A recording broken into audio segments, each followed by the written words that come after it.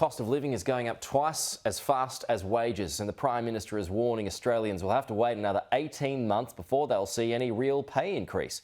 Joining us live now is the AWU National Secretary, Dan Walton. Dan, good morning to you. So, pretty alarming numbers, these ones, aren't they? And there are many reasons for this, some locally, some internationally as well. But what most alarms you about it? Well, good morning, mate. The basic story is yesterday Australian workers realised that on average they are thousands of dollars out of pocket. That is, they are not keeping up with the cost of living. And they also realised that despite all the good rhetoric and the good conversations coming from the Prime Minister about how keen he is to support wages, he's overseen the single largest pay cut since the GST was introduced in 2001. So as we head into the final stretch of the election, can't come soon enough for some of us, we see wages as playing a really dominant conversation for voters, making up their mind who they're going to support in the ballot box. So many of these factors, though, as you know, are out of our government's control. What makes you think that Labor could do any better on this front?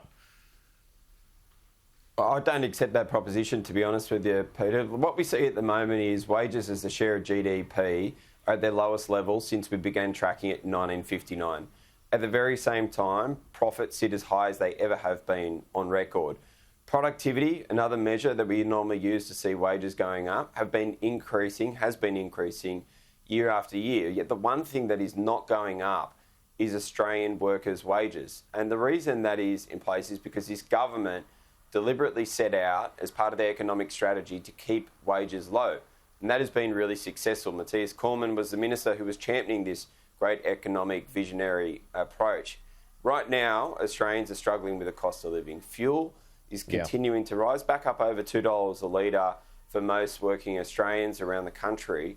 And they are fundamentally struggling to keep up with the cost of living for all the day-to-day items as they get around to try to live their lives and provide for their families. And so it is right for the trade union movement, for our union and others, to stand up to say that Australians deserve a decent pay rise. Yeah, I mean, but fuel there, you mentioned there, that is because of war, international factors there. There's not much we can do about it. The fuel excise was cut. What sort of a difference has that cut made, not just to individuals, but businesses since it was announced? Well, I think for a lot of workers at the moment, they've gone backwards in real terms while profits are going up. A really clear, stark example for us is the mining industry. Over the last 2 years during the pandemic, they have seen record times, boom times. Not everyone struggled throughout the COVID period. Yet just in the last 12 months, workers in the mining industry have had a pay cut in real terms of over $2,000. Now, that flows out in different parts of the economy. There are different stories and different examples, but there are a lot of losers under this government's approach.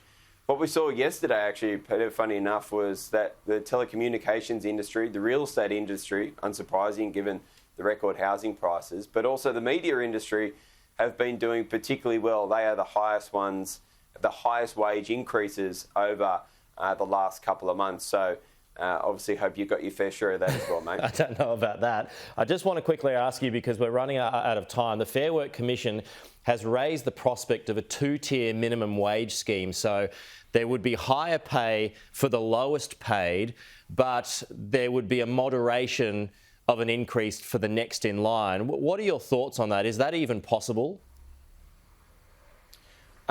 Technically it's possible, but to save putting all of your viewers back to sleep this morning, the reality is for most viewers around the country, for most listeners, for most workers around the country, I should say, is that they've had no wage growth over successive years. Like, this isn't just suddenly arrived in the election campaign. This is not an election campaign problem.